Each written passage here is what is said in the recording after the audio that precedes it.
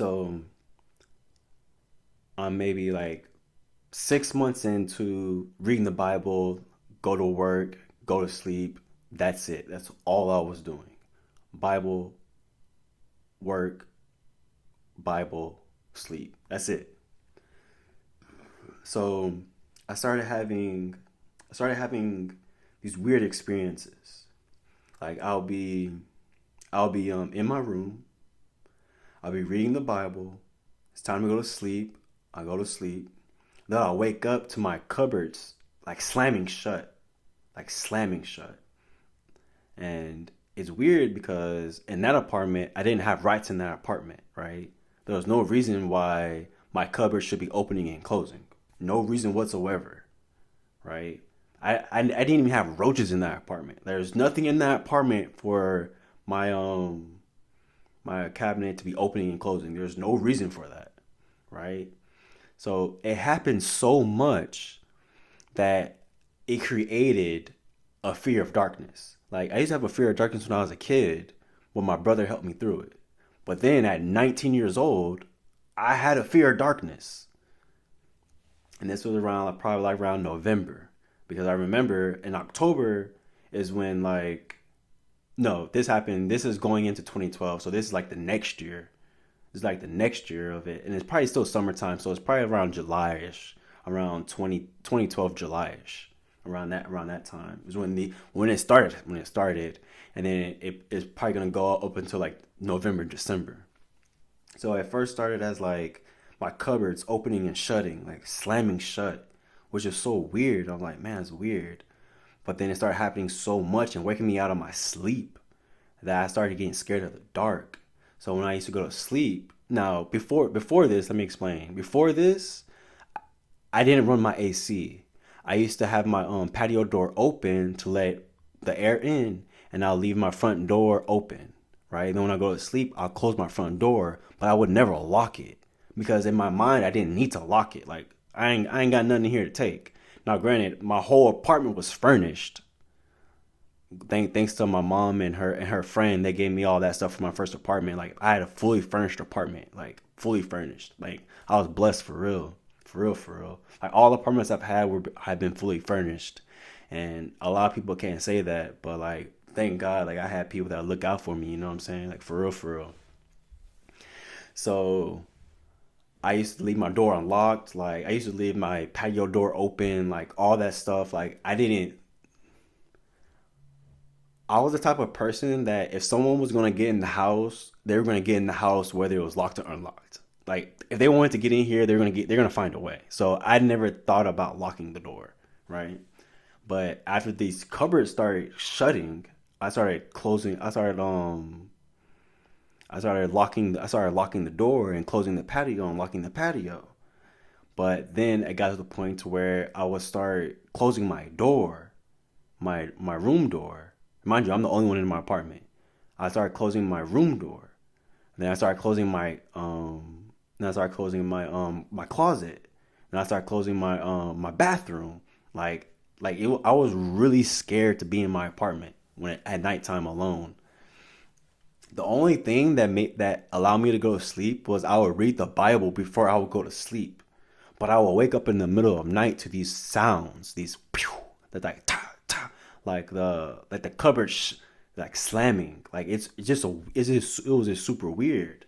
So I get to the point in the Bible where it talks about spiritual warfare and how the disciples are talking about the devil only attacks people that are looking for God. The devil doesn't attack its own demons. So in my mind, what's playing out is some type of spiritual warfare, and the demons are trying to scare me to not follow God, and it's working because I am terrified. I'm seriously like terrified of the dark, like for real, for real. Like it's like I'm scared. Like I'll turn off the lights and I'm scared, like a legit fear. So then I had this dream, right? This is the first one that I can remember where this experience happens. So I wake up in the morning, like I always do, to go to work. I stumble out of bed. I'll walk like 7 steps to the bathroom. I use my right hand and turn on the light over my right shoulder. But something's weird because I see the light on, but I don't see the mirror in front of me. I don't see anything. It's like my eyes are closed. So then I try to say something, but I realize my mouth is sealed, like Neo, where his mouth gets sealed from the agent in Matrix One. My mouth is sealed. And then I touch my eyes, and my eyes are sealed. So I start screaming, but it's like a muffled scream. So then I scream so much that I wake myself up out of my sleep. Ironically, I stumble out of bed, I take 7 steps, and I turn on the light. But at this time I can see, I can talk. I check my face. I know it sounds crazy. I check my face. So then I realize, what the fuck was that? That was some scary shit. What the fuck? So now, like, that was my first like spiritual encounter to be like, what the heck? Like, this is weird. Like, at first it was just like slamming on the cupboards, but now it's like something completely different. Like, what I just experienced, it's not in the Bible that I'm reading right now. It's not in here. Like, I don't see it. Like, what's happening? So then, this is the point of the whole darkness series. This story right here. So mind you, stuff like that is starting to happen over and over and over again. I'm starting to have dreams. I'm starting to see things. And at first, my dreams are in black and white. At first, like, I'm not dreaming in color at this time. It's in black and white. It's in strange whatchcolumns. And every now and then, I'll have color, but it'll be like a filter over it where it's tinted a certain way. Like, it's not vibrant colors. It's like they're kind of dull colors. So then, there's one day I'm reading my favorite book in the Bible, which is Ecclesiastes, right? You know, Solomon has that book has like so much knowledge in it, like it's crazy. And I'm reading it, I put it down, and then I go to sleep, right? Now mind you, door's locked, my closet is closed, the bedroom door is closed, the bathroom door closed, everything's closed, right? There's only the light of the moonlight coming through my window in my room. I go to sleep. When I tell you, I wake up and I see myself hovering in a crucifix position, I'm literally scared out of my mind. Literally. I see myself in third person looking at myself like I'm looking at the bed with myself on it. I'm also looking at myself lifted above the bed in a crucifix position, and I feel nothing but fear. And this isn't fear like I'm scared. It isn't fear like something bad's happening. This isn't fear like you're about to lose something you love. This is fear.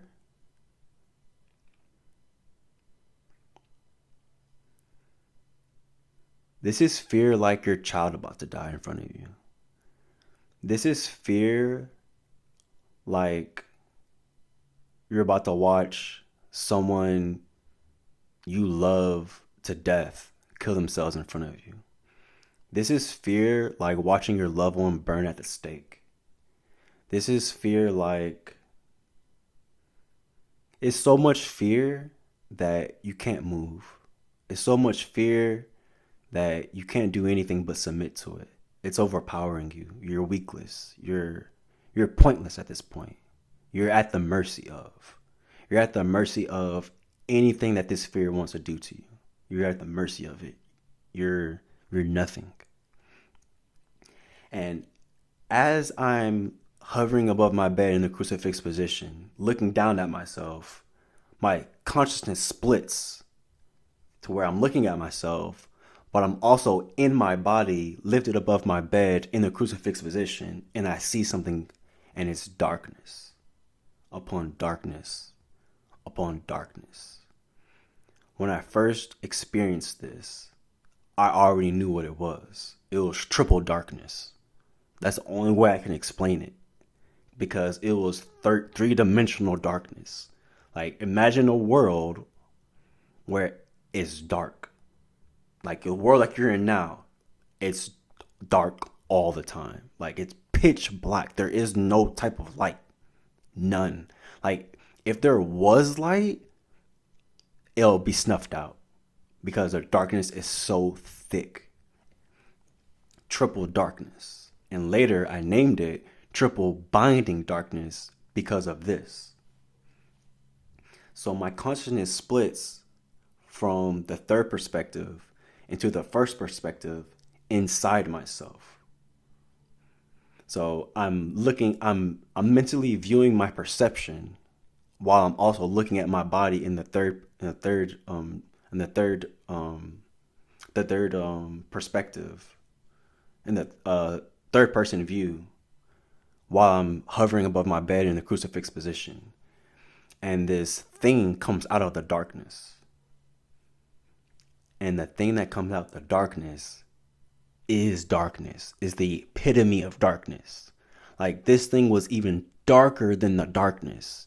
This thing that came out the darkness was so dark that it had light coming from it almost. Like, it was almost like the darkness that was there before, and when it came towards me, it was like it was even darker than that. It made the darkness look like light almost. It was like real darkness. It's like, it's so hard to explain this darkness because this type of darkness you only feel at certain times in your life. And if you've never experienced it, you can't understand it. But it's a darkness where how people feel about death. When they really think about it and they're about to die and they don't want to die and they're scared to die and they're dying. Is literally like that. But maybe even worse. I don't know. Like, I haven't experienced like a direct death. Like, I'm about to die in this next few moments. I haven't felt that yet. So this being comes at me and it reaches for me. And when it reaches for me, I remember a dream I had when I was a little kid. And in the dream, I'm walking down this path in this dead forest, and this fly comes out of nowhere, and it lands right on the back of my head, where my hairline, the back of my hair meets my neck. It lands like right there, and I get froze. I get frozen in that position in my dream, in the memory of me being a little kid having that dream. While I'm having a split consciousness in the third perspective, looking at my body in the crucifix position, looking at this dark being, making me remember that dream. When I tell you, when I woke up, I couldn't go back to sleep. I was literally terrified. Like, Now I had legit fear of the darkness. Like, a legit fear of the darkness. Now, why am I saying this? Like, why am I divulging this information? It's not for a scary story. It's not because I want you to be scared or I want you to have a fear of the dark. Is because I know what a certain type of fear feels like. I know what a certain type of evil feels like. But I also want you to know that that's not always the face of evil. Most times in this world, the face of evil looks like an angel, which sounds crazy. But people that do good things, but then one day you found out they actually do evil things, but they only covered they only cover things up with the goodness that they do to throw people off, those people are evil. And I know it sounds crazy. You gotta think about it for a second. But evil just doesn't come in one form. It comes in many forms. But the ultimate evil is that being that's in the darkness that's within inside you. And my recordings are meant to get you thinking so deeply and to help prepare you to go back to that darkness, to find that darkness and balance it out. So when you go to that ultimate darkness and you face it again, you don't have to be terrified of it. You could become one with it.